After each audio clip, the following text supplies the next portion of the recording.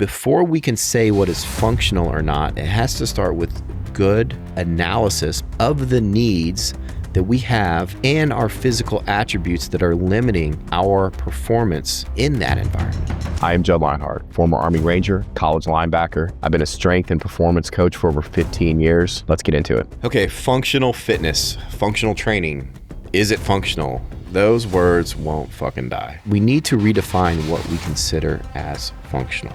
The key to successful functional training is to analyze the physical needs that you have outside of the gym in your day-to-day life. That is your base level of functional fitness right there, okay? If what you're doing in the gym doesn't fundamentally support that in some way, then right off the bat, it's kind of failing. Sounds super fucking common sense, right? That being said, we still fuck it up all the time. Things don't need to incorporate all of the variables of an activity in order to enhance that activity. In fact, they shouldn't. So there's no exercise that is more functional than another. That is a completely inappropriate statement. Fuck your feelings. I'm sorry, but it is what it is. Hey, thank you guys for listening. I just wanted to take a brief break to ask you guys a couple questions. First, are you happy with your current state of athleticism? Second, do you feel like you used to maybe be an athlete, but you've lost some of that athleticism and you feel like you just can't regain it due to either age or injuries?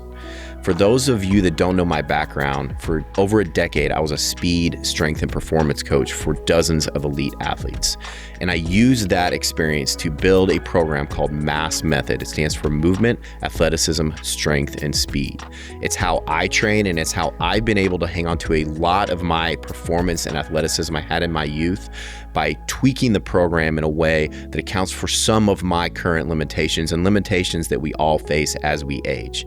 So whether you're, in your early 20s in your prime and you want to optimize the athleticism you already have, or you're getting older like most of us and you want to regain some of that athleticism, this program is perfect for you. It's very affordable. It's available exclusively on my training app, and that can be found either on my website or on my socials. My website is juddlienhard.com, JUDDLIENHARD.com. That will be in the show notes too, if you need to help spelling that again. But there's 14 different training blocks right now. I add new training blocks several times a year. Right now, there's over a year's worth of training in that app. You can try it for free for a week. Also, I have options available for people that don't have a lot of time or equipment to spend, minimal equipment and limited time options. There's literally something in there for everybody. Some of my favorite feedback is when people tell me that they do this workout with their entire family, or that they've done my workout now for a couple months, and for the first time maybe in their life, they're pain-free, or for the first time in decades, they're regaining some of their athleticism that they thought they had lost forever. It just builds me up and makes me excited to share this opportunity with you guys. And I'd love it if you just gave it a try and just see what it's all about. Try it for free for a week, cancel if you want. I guarantee you're going to love it. And I hope you guys enjoy the rest of the show. Okay, functional fitness, functional training. Is it functional? That's not functional.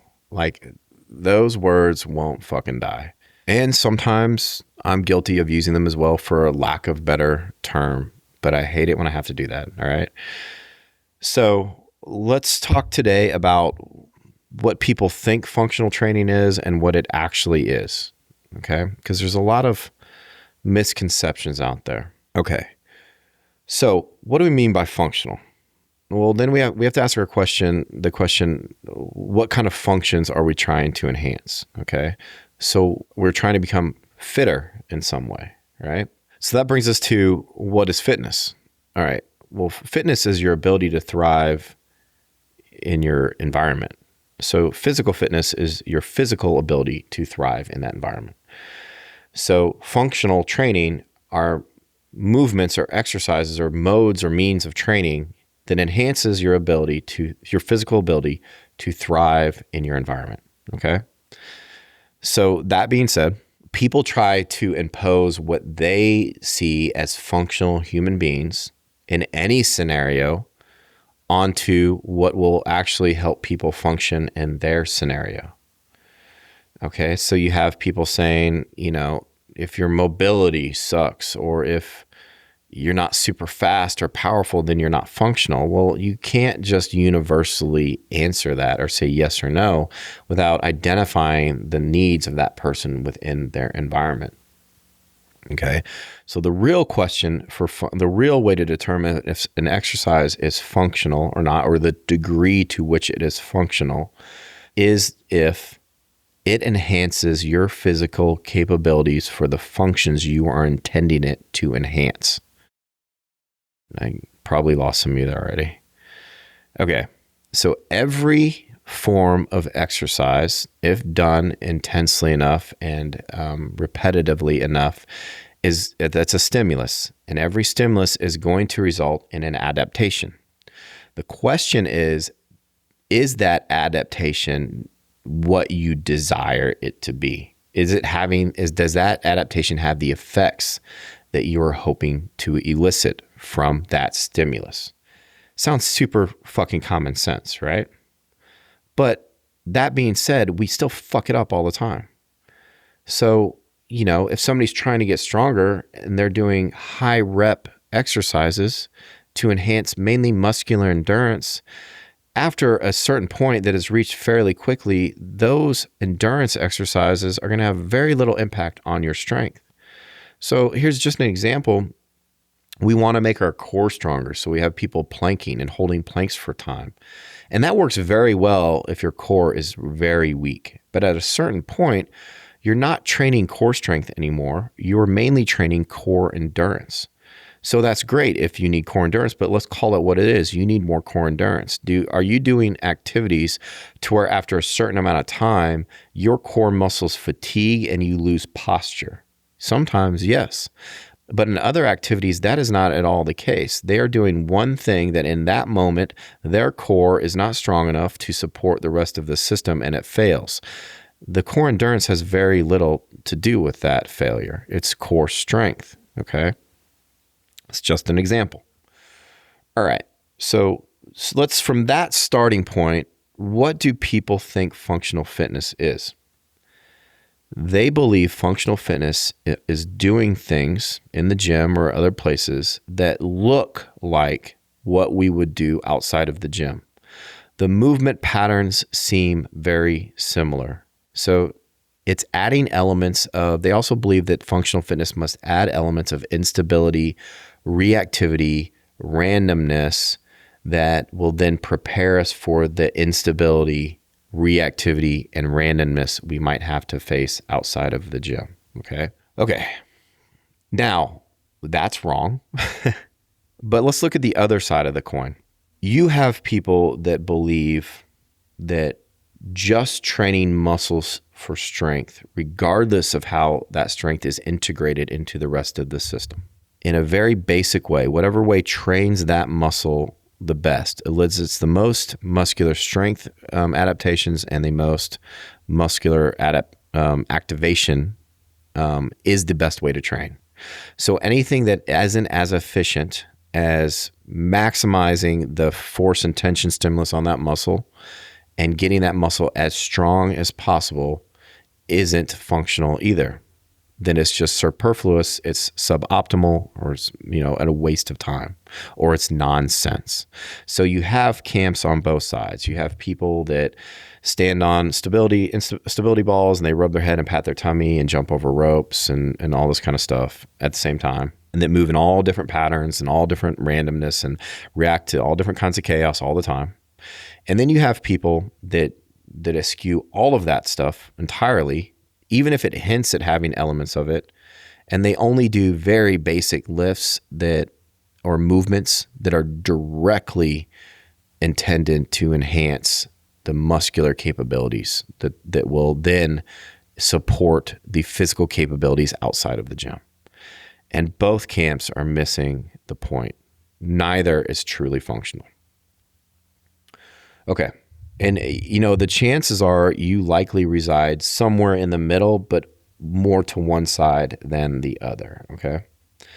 All right, so functional training, what it does, the key to successful functional training is to analyze the physical needs that you have outside of the gym in your day-to-day life, either whether it's through a sporting event, athletic activity, or just your day-to-day life. Like, what do you need to do as a human being, both on a regular basis, which is very important, and in unlikely to occur scenarios, or scenarios that are likely to occur but not on a regular basis. So what do I mean by that? So you have your things that you're going to have to do on a daily basis every single day. And you know you're going to have to do it. And it differs for everybody, but let's say it's a normal person. You know you're going to have to carry things upstairs. You know you're going to have to bend down in awkward positions and pick things up. You know you're going to have to catch things that were dropped. You know you're going to have to like stumble around and tiptoe around toys on the kid's floor. Things like that. Just normal shit. Do laundry, pick up laundry baskets, toss things, do yard work, things like that. Those are common, consistent, everyday things that you can count on, all right? That is your base level of functional fitness right there, okay? If what you're doing in the gym doesn't fundamentally support that in some way, then right off the bat, it's kind of failing, okay? All right. Secondly, are the things that don't happen on a regular basis, but will occur. Like a tumble down a stairs maybe, or having to hop down off a couple stairs at once, right? Or having to hop off of a boat or out of the back of a truck, or having to lift a sleeping 12-year-old or an injured 12-year-old up into your car. Things that you don't do every day, but you can expect to have to do them in the course of your life. And if your training fails to prepare you for that, then it's failing at functional fitness. Now, the third one is where people normally go wrong, also, the most often. This is things that are highly unlikely to occur, but may theoretically occur. Fighting off an intruder, wrestling a fucking pit bull, getting into a fight at a bar. So a lot of people, what they do is they do things to help them look better aesthetically, and then they focus on preparing for those fucking highly unlikely things, right? Which is great. It makes them feel good. It makes them feel like a fucking Spartan warrior or whatever the fuck they imagine themselves being. What harder to kill is the term, like, deadlier or whatever. But then they leave out all of the stuff in the middle, like the day-to-day shit that'll just make them feel better and be there for their family, even though they can't squat 600 pounds. Even though they might be able to squat 600 pounds.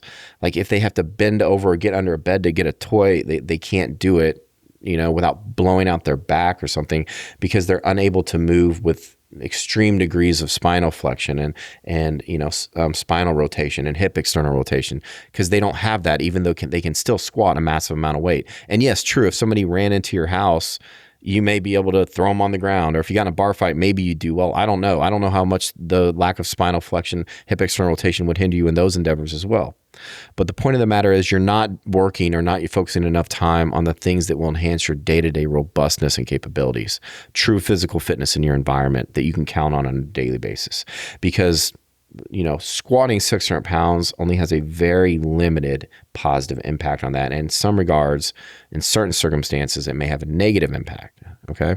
Functional pattern guys love me for saying that. Okay. So the next thing is like things that like we don't train for very often are things that like, will likely occur, just not on a regular basis. Right. So, we focus on things like, Zercher squatting is suboptimal to back squatting, because it's true. You can't quite load your quadricep muscles, your spinal erectors, at least your lower ones, and your glutes to the same extent, because you can't pick up quite as much weight.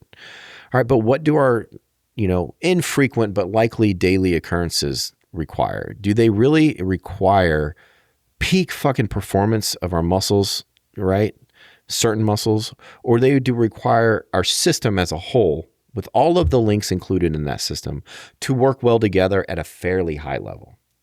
So that's why I say like lunges should be the foundation of your training, not squatting, because lunges, while they don't tax any muscle, to the extent, most muscles, to the extent that back squatting does, at least your quads and your glutes, maybe your quads especially, or your axia, your spine, they work mobility, they work coordination and gait, and they tax all your muscles to a pretty significant degree that forms that robust base to your physical capabilities that will sustain you both for your everyday life. Because if you get really good at lunging every day with some weight, you're going to move better in your day-to-day activities than if you just squatted a ton of weight all the time. And also for those rare occurrences where you do have to do something that's a little unilateral or with a narrower base of support, but you still have to exert a lot of force. And then the things like squatting and heavy deadlifting, those are performance-based lifts that once you get a solid base established, it's good to do those to enhance the overall system. All right. So that is the thing. First of all, we fail to analyze what our fitness requirements are. And then we fail to prioritize the fitness requirements in the proper order. Okay. We focus on aesthetics first, and then we focus on peak performance. And we count on the lifts from aesthetic exercises and the lifts from our peak performance to then cover all the other bases. And we fail to take account for the little links in the chain that may not be trained by the unique characteristics of those day-to-day movements that those other movements don't include. Things like internal and external rotation, abduction and adduction, spinal flexion, both on the sagittal plane and on the frontal plane, spinal rotation, things like that. They just don't.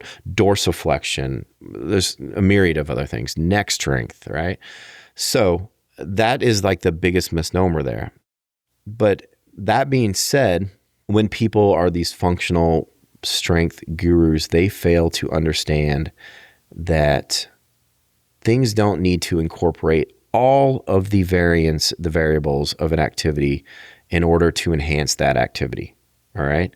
In fact, they shouldn't, because when every additional variable you put into an exercise, let's say, you diminish the effect of the other variables. Okay.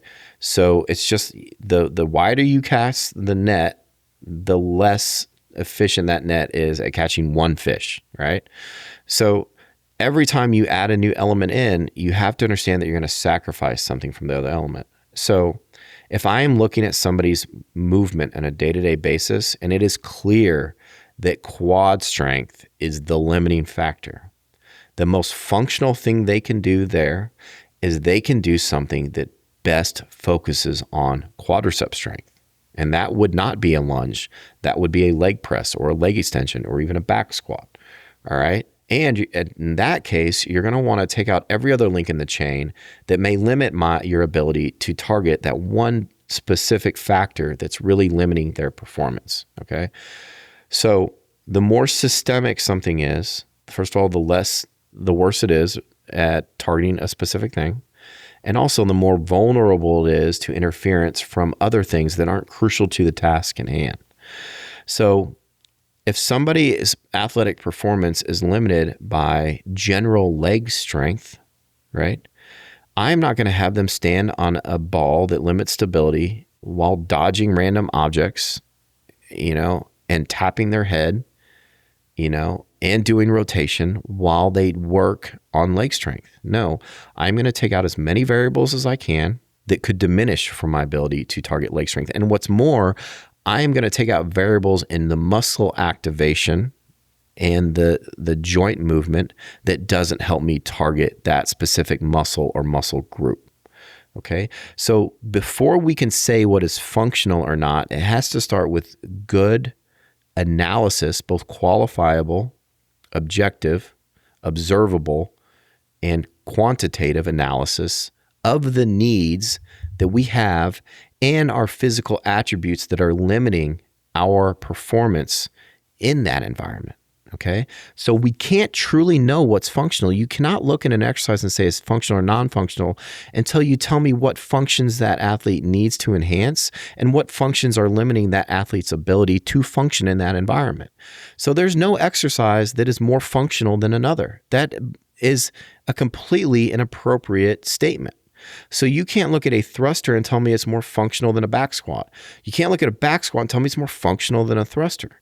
And conversely, you can't tell me that a lunge is any more functional or more or less functional than a deadlift or a back squat. You cannot do that because you haven't asked me the question, well, what functions do I need? So functional training is training that is designed to enhance the functions that that athlete needs now in their environment. All right. That is the thing. So sometimes the best way to do that is to isolate joints, isolate training stimulus. Okay. So one of my qualms with CrossFit, and I love CrossFit in a lot of ways, I don't want to pick on them here, is that they fail to understand the necessity to isolate aspects of athletic performance in order to enhance the functions that that athlete needs. So there's not enough objectable and quantifiable measurements taken of the athlete to determine what is truly functional and what's not functional, or what's the most functional thing they can do. They just point to exercises that are more systemic, more intense, require more coordination maybe, and that point to those as more functional. And you can argue with me if you're a CrossFit person, but it says it in your literature. It says that isolation exercises, single joint exercises are not functional. They said the leg extension is not functional. They say a lat pull down is not functional, that a pull-up is. They say that a squat is functional and a leg extension isn't functional. But, let's say squat leg extension. Okay, let's say you have a back injury and your spine for a time period is the limiting factor in your back squat. All right, so let's say you can still squat a little bit of weight, like 100 pounds. That is not going to be a functional activity for you as far as leg strength enhancement goes because you're limited by a link in the chain. Let's say that after analyzing your quadricep muscles, that your rectus femoris is the weak link in that chain, or that you don't do enough, knee extension that also doesn't include hip extension, right? So that we need to focus the rectus femoris.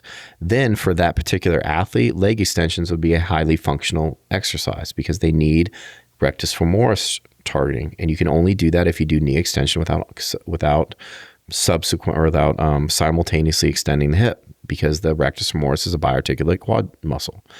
So you have not just CrossFit, but you have functional box coaches that don't even understand basic anatomy and understand that no, the squat really doesn't train all of the quad muscles optimally, and that there are things about lunging due to the movement pattern that does target different quadricep muscles a little bit differently, even though they do share a common attachment at the quad tendon just superior to the knee. So because the knee joint is closer to the midline, then the vastus lateralis achieves a better stretch and is used more in that knee extension when the knee is closer to the midline, as opposed to during a bilateral movement like a squat when you're out to the side.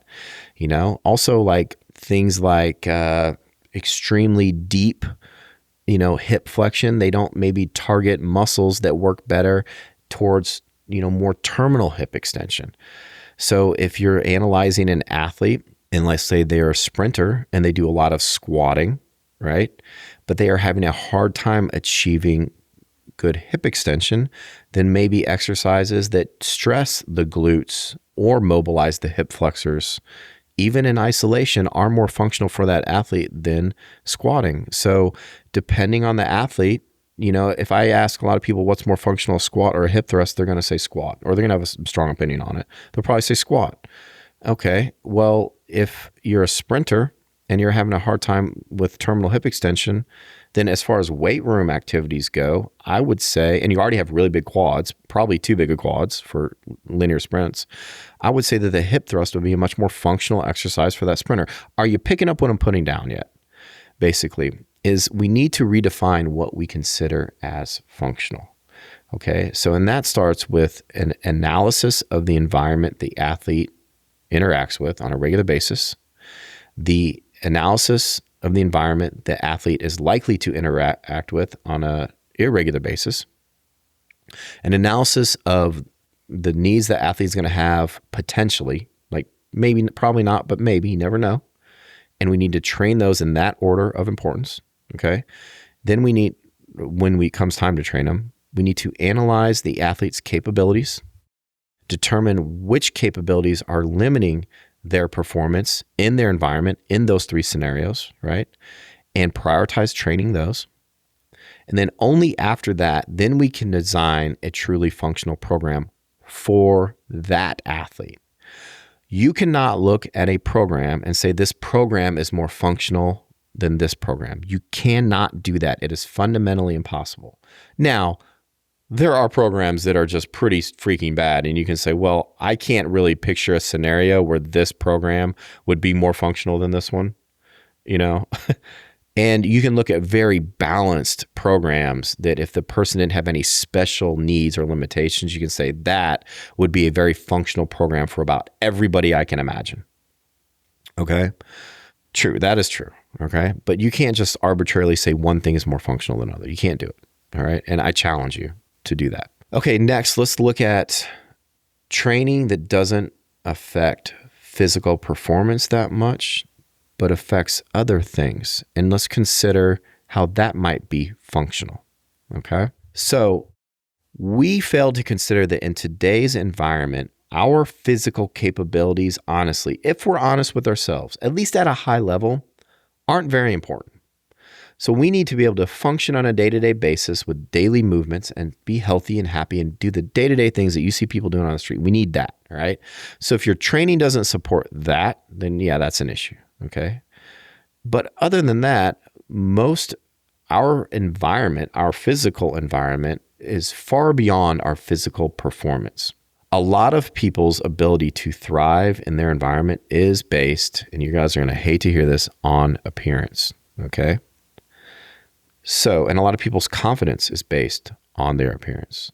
So, if they are doing training that doesn't directly, at least to a great degree, benefit and enhance their physical performance capabilities, but makes them look better, makes them fit better into clothes, gives them more confidence walking into a room, that will cause people to treat them better, consider them differently, and it'll give them more confidence in dealing with the people in their environment.